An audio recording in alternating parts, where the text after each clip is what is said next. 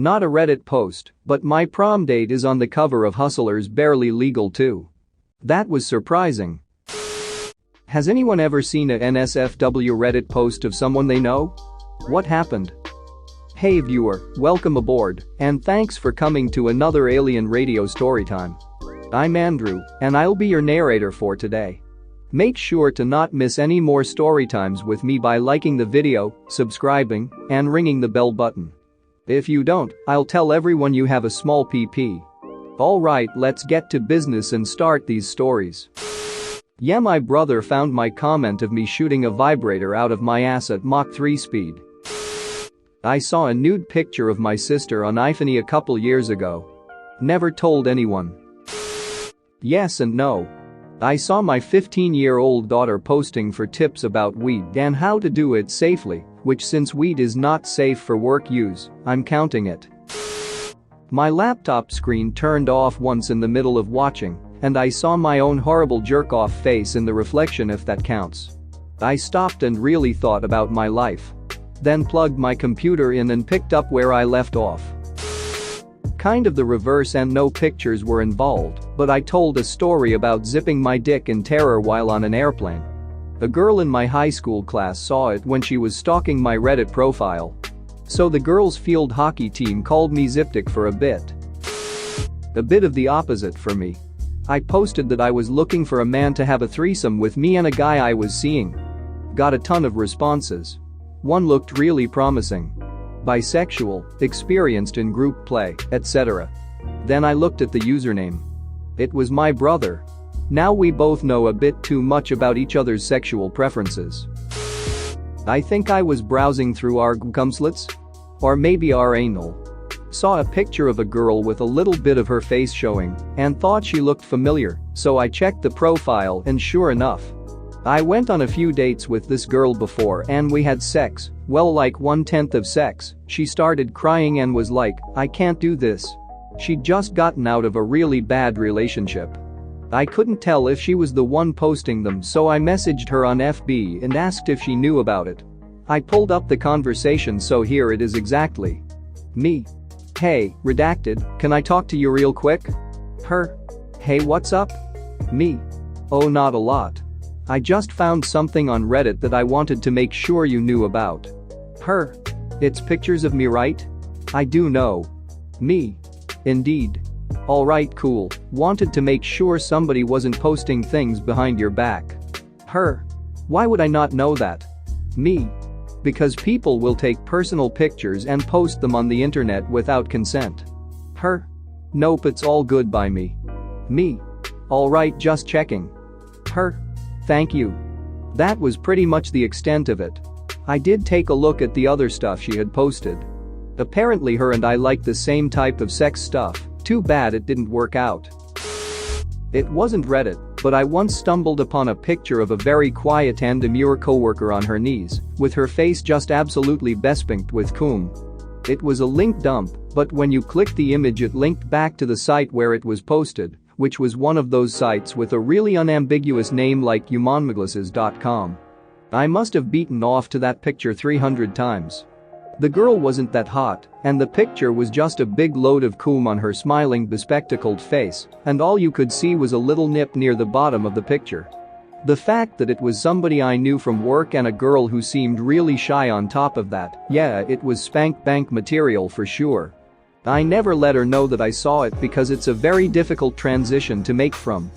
Boy, this weather we're having to. Oh, by the way, I've been punishing my dick to a picture of you with someone's hot load all over your busted face every night for a week, and all I can think about after I'm finished is how yellow your teeth look in comparison to all that pearly white cum. Not Reddit, but I was browsing B and recognized a girl I went to school with. She was the first image in a chubby thread. Godly rack. Wasn't quite sure it was her till I bumped into her at the pub. Hey, this may sound weird, but I think I saw nudes of you on a forum. Oh, was it 4chan? Yeah? Oh yeah, I post them time to time. Did you like them? Now this girl was always quiet, shy, overweight and bullied at school. The idea of her browsing 4chan, let alone posting nudes, blew my mind. I asked why she did it, and she said it was the only time she received compliments, which broke my ducking heart. A few days later she starts sending me nudes on Facebook. I start to wonder if she interpreted my intrigue as flirting. But damn, they are sexy pictures. She knows exactly how to pose to get the most out of those tiggus bitties. Girl must watch a lot of porn, I think. Said titties are huge. Proper udders. Bigger than her head and spilling out of whatever bra she squeezes them into. The kinda tits you could probably kill a man with by smothering him in them or swinging them like milky morning stars. Turns out she didn't just watch porn, she made her own. My compliments lead to her linking me to multiple videos she herself had uploaded to various sites. Videos of her rubbing herself or using her toys. She kept asking if I masturbated to her videos. I had no idea how to answer. Now I like my girls thick, but she was just a little too big for my liking. I felt bad for her. The sweet kinky mess needed a good dicking, and if I wasn't gonna duck her, I at least had to help find someone who would. I recommended her some fetish sites, and the last I heard she's found quite a following at swingers parties. Godspeed, you busty wonder. Godspeed. Moved a lot during high school but made friends easily. The last school I attended was odd mainly because the best looking girl I could find was dating chudly ass dudes. Over the course of our senior year she dated two guys that were so far beneath her it was incredible, physically and intellectually. I later found out she, let's call her Dana, has zero self-esteem, so that made sense, but she was insanely good looking and didn't believe it. Dana never hooked up with those dudes, but they tried their best, lamenting about their failure after the relationship ended. Dana and I became friends through the girl I dated, and Dana slowly started to see that she was, in fact, hot as duck. Dana was so hot my old GF would have likely gone lesbo given a chance, and the way she spoke about her, a normal town USA 10 out of 10. Fast forward a few years and I'm told about 4chan. I browse a few areas with regularity and would always do a quick check on B before I was done. One night a thread is started titled "Real Girls You Wanna Duck So Bad You're on the Verge of Rape." The ducking thing was 100 pics deep before I found it, and I scrolled it with a truly sickening feeling, both compelled to read what dudes were saying and see if there was a 0.001% I knew anyone on there.